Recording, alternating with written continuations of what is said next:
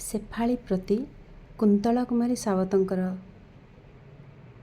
ଲେଖାଟି ମୋତେ ଛୋଟବେଳୁ ହିଁ ବହୁତ ଆକୃଷ୍ଟ କରେ। ଯେବେଠାରୁ ମୁଁ ମୋର ଜ୍ଞାନ ପାଇଛି ବା ମୁଁ ଓଡ଼ିଆ କବିତା ପ୍ରତି ମୋର ମନ ନିବେଶ ହେଇଛି,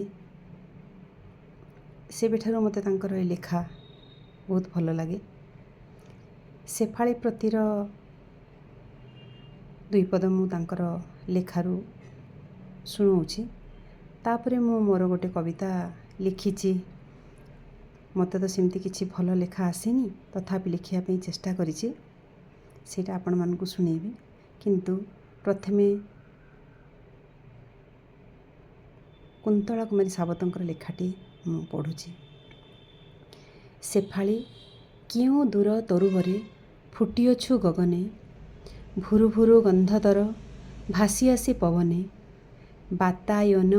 ବାତାୟନେ ପାଶେ ବସି ଚାହେଁ ନବୋଦିତ ଶଶୀ, ହସି ହସି ସତେ ମୁହିଁ ଆସେ ଦୂର ଗଗନେ, ଭବାବେଶେ ସ୍ମୁଗ୍ଧମୁଖୀ ମଜ୍ଜିଅଛି ସ୍ୱପନେ। ଏହା ହେଉଛି କୁନ୍ତଳା କୁମାରୀ ସାବତଙ୍କର ଲେଖା। ବହୁତ ବଡ଼ କବିତାଟି, କିନ୍ତୁ ମୁଁ ଆପଣମାନଙ୍କୁ ଦୁଇପଦ ହିଁ ପଢ଼ିକି ଶୁଣେଇଲି। ବର୍ତ୍ତମାନ ମୁଁ ଚେଷ୍ଟା କରୁଛି ଟିକେ ଲେଖିବା ପାଇଁ ଗଙ୍ଗଶିଉଳି ଫୁଲ ଉପରେ। ମୋ ମନକୁ ବହୁତ ଆକୃଷ୍ଟ କରେ ଫୁଲଟି ଛୋଟବେଳୁ ହିଁ।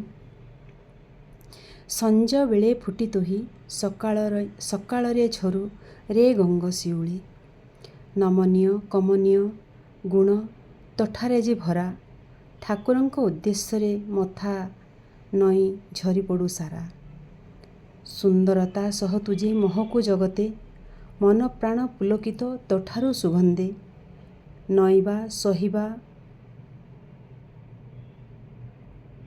ଶିଖେଇ ଜଗତେ, ନଇବା ସହିବା ତୁଜେ ଶିଖେଇ ଜଗତେ, ଅନେକ ଉଚିତ କାର୍ଯ୍ୟ କରାଉ ମନୁଷ୍ୟର ହସ୍ତେ, ସବୁଠି ଯେ ବଡ଼ପଣ କଠୋରତା ଚାଲେ ନାହିଁ ଏ ସଂସାରେ, କେତେ ଯେ କ୍ଷେତ୍ରରେ ଚାଲେ ସ୍ଥିର ଚିତ୍ତ ନମନୀୟ ଗୁଣେ, ଆକୃତିରେ ଛୋଟ ସିନା ଗୁଣତର ବଡ଼, ଗଛ ତଳେ ଝରି ପଡ଼ି ଆଗ କରୁ ତୁହି ଠାକୁରଙ୍କୁ ଆଲିଙ୍ଗନ, କି ଉପମା ଦେବି ତତେ ରେ ଗଙ୍ଗଶିଉଳି, କି ଉପମା ଦେବି ତତେ ରେ ଗଙ୍ଗଶିଉଳି, ମୋ ଅଧମ ତୋ ରୂପ ଗୁଣର ଅଟେ ଯେ ପାଗଳି, ତୋ ପରିକା ହେବ ଯଦି ଏ ସାରା ଜଗତ, ନଥିବ ମଣିଷ ଭିତରେ ଆଉ ହିଂସା ଦ୍ୱେଷ ଯୁଦ୍ଧର ଆଭାସ। ଧନ୍ୟବାଦ।